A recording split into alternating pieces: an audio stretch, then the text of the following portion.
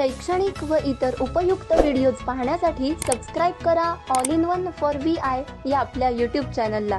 तसेच बेल आयकॉनला देखील क्लिक करायला विसरू नका, जेणेकरून नवीन व्हिडिओजचे नोटिफिकेशन्स हे आपल्याला सर्वात प्रथम प्राप्त होतील. व्हिडिओ आवडल्यास व्हिडिओला लाईक व आपल्या मित्रमैत्रिणींसोबत आणि नातेवाईकांसोबत शेअर करायला सुद्धा विसरू नका. नमस्कार, मृण्मयी जोशी बोलते आहे. आजच्या आपल्या मराठी व्याकरणाच्या पाठात आपण गौणत्व सूचक उभयान्वयी अव्यय म्हणजे काय ते बघणार आहोत आणि त्याचे उपप्रकार बघणार आहोत. तर उभयान्वयी अव्ययाचे आपण उभयान्वयी अव्यय दोन वाक्य किंवा दोन किंवा अधिक वाक्य अथवा दोन किंवा अधिक शब्द जोडण्याचे काम करतात हे आपण पाहिलेलं आहे. आणि मागच्या वेळेस आपण प्रधानत्व सूचक उभयान्वयी अव्यय पाहिलेले आहेत, ज्याला कोऑर्डिनेटिंग कंजंक्शन्स असं म्हणतात. आता यावेळेस आपण गौणत्व सूचक उभयान्वयी अव्यय बघणार आहोत, म्हणजे ज्याला सबऑर्डिनेटिंग कंजंक्शन्स असं इंग्लिशमध्ये म्हणतात. तर गौणत्व सूचक उभयान्वयी अव्ययांचे मुख्य उपप्रकार जे आहेत त्यातला पहिला आहे स्वरूपबोधक उभयान्वयी अव्यय. तर स्वरूपबोधक म्हणजे काय, तर आपण एक वाक्य घेतलं की उदाहरणाने हे स्पष्ट होणार आहे. वाक्य बघा, 1 रुपया म्हणजे 100 पैसे. 1 रुपया म्हणजे 100 पैसे. आता या वाक्यात म्हणजे हे जे आहे ते आहे उभयान्वयी अव्यय आणि हे दोन शब्दांना किंवा वाक्यांना त्याचा जो संबंध आहे जोडलेला आहे तो ते दर्शवतो आहे. तसंच ह्या अव्ययाने मागील शब्दाचं किंवा वाक्याचं स्वरूप उलगडून सांगितलेलं आहे. कसं, तर 1 रुपया म्हणजे 100 पैसे, म्हणजे 1 रुपी मीन्स 100 पैसे. तर हे स्वरूप मागच्या वाक्याचं किंवा शब्दाचं हे उलगडून जे दाखवणं आहे त्याला म्हणतात स्वरूपबोधक. म्हणजेच या अव्ययामुळे प्रधान वाक्य म्हणजे जे प्रिन्सिपल सेंटेन्स आहे, मेन सेंटेन्स आहे, त्याचा खुलासा गौण वाक्याने कळतोय. गौण म्हणजे ज्याला आपण सबऑर्डिनेटिंग असं ज्याला म्हणू. तर वरच्या वाक्यात 1 रुपयाचा अर्थ काय, तर 100 पैसे. आणि हे जे स्वरूप उलगडून दाखवणं आहे ते काम म्हणजे हे जे उभयान्वयी अव्यय आहे त्यांनी साध्य केलेलं आहे, म्हणून त्याला म्हणतात स्वरूपबोधक उभयान्वयी अव्यय. अजून एक वाक्य घेता येईल, दशरथ म्हणून एक राजा होऊन गेला. आता या वाक्यात म्हणून हे जे आहे ते एक राजा होऊन गेला, पण तो कोणता, तर दशरथ म्हणून. तर एक गौण आणि एक प्रधान यातला मागच्या वाक्याचा संबंध किंवा स्वरूप उलगडून दाखवलेला आहे. एक राजा होऊन गेला या शब्दांनी किंवा या वाक्यांनी. म्हणूनच म्हणून हे जे आहे ते आहे स्वरूपबोधक उभयान्वयी अव्यय. अजून काही उदाहरणं आहेत. की तो म्हणला की मी हरलो, मागच्या वाक्याचं स्वरूप उलगडून दाखवलंय. विनंती अर्ज ऐसा केला जे. आता जे हा शब्द आहे तो आहे स्वरूपबोधक उभयान्वयी अव्यय. तर हा एक उपप्रकार आत्ता आपण पाहिला, स्वरूपबोधक ज्याला असं म्हणतात. दुसरा आहे तो आहे कारणबोधक उभयान्वयी अव्यय. आता सेल्फ एक्सप्लेनेटरी आहे कारणबोधक, म्हणजे ज्या वाक्यात कारण, का, की ही उभयान्वयी अव्यय येतात, म्हणजे एक प्रधान वाक्य आहे, एक गौण वाक्य आहे आणि त्यांना जोडणारं कारण हा जो शब्द आहे, इंग्लिशमध्ये ज्याला बिकॉज म्हणजे द रिझन म्हणतात, ते या कारणबोधक उभयान्वयी अव्यय ते हे काम करतात.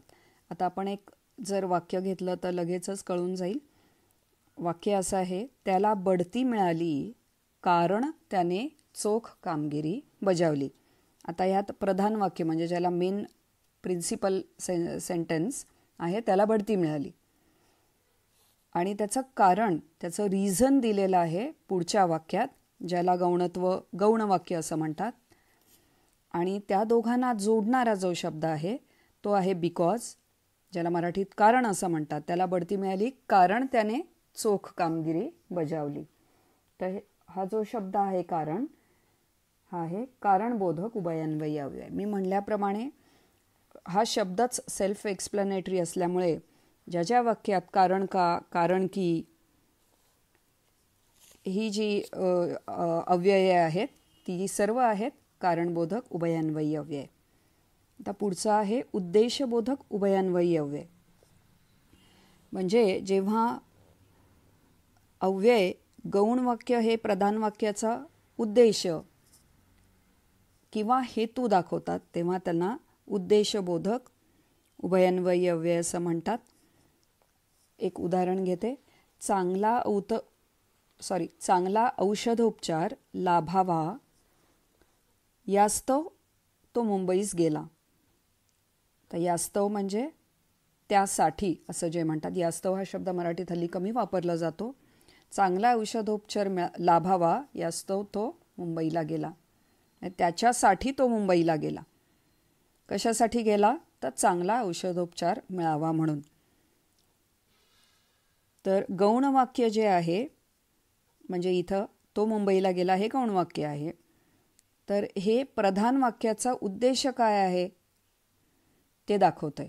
त्यामुळे यास्तव, यासाठी, याकरिता, सबब, म्हणून ही सर्व आहेत उद्देशबोधक उभयान्वयी अव्यय. आता एक शेवटचा उपप्रकार आपण बघूया, ज्याला म्हणतात संकेतबोधक उभयान्वयी अव्यय, ज्याला इंग्लिशमध्ये कोरिलेटिव्ह कंजंक्शन्स असं म्हणतात. जर, तर, जरी, तरी, तर ही जी आहेत ही सर्व आहेत संकेतबोधक उभयान्वयी अव्यय, ज्याला इंग्लिशमध्ये either or, he correlative conjunctions इंग्लिशमध्ये पेअर्समध्ये येतात generally. Either or, not only, but also. तर ही सर्व कोरिलेटिव्ह कंजंक्शन्स म्हणून येतात.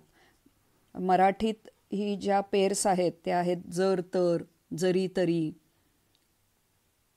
तर ही सर्व उभयान्वयी अव्यय पहिल्या वाक्यातील अटीवर दुसऱ्या वाक्यातील गोष्ट अवलंबून असते तेव्हा वापरली जातात.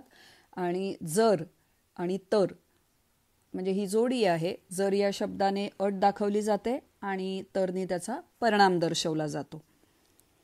उदाहरण बघूया. जर शाळेत सुट्टी मिळाली तर मी तुमच्याकडे येईन. या वाक्यात अवलंबित्व आहे, म्हणजे जरनी अट दाखवली आहे आणि तरनी त्याचा परिणाम दर्शवला आहे. तर जर, तर ही जी जोडी आहे ती आहे संकेतबोधक उभयान्वयी अव्यय. तशीच दुसरी जोडी जी आहे ती आहे जरी आणि तरी. आता जरीनी अट दाखवली जाते आणि तरीनी अनपेक्षित किंवा विरुद्ध असं जे काही आहे ते दर्शवलं जातं.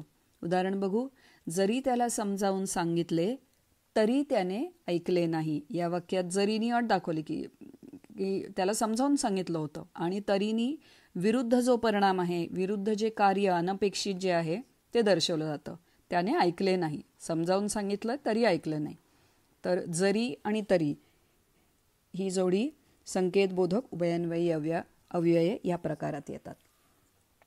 तर हे मुख्य प्रकार, उपप्रकार असे आपण म्हणूयात उभयान्वयी गौणत्वसूचक उभयान्वयी अव्ययाचे पाहिले. कोणते कोणते होते? तर स्वरूपबोधक, कारणबोधक, उद्देशबोधक आणि संकेतबोधक उभयान्वयी अव्यय.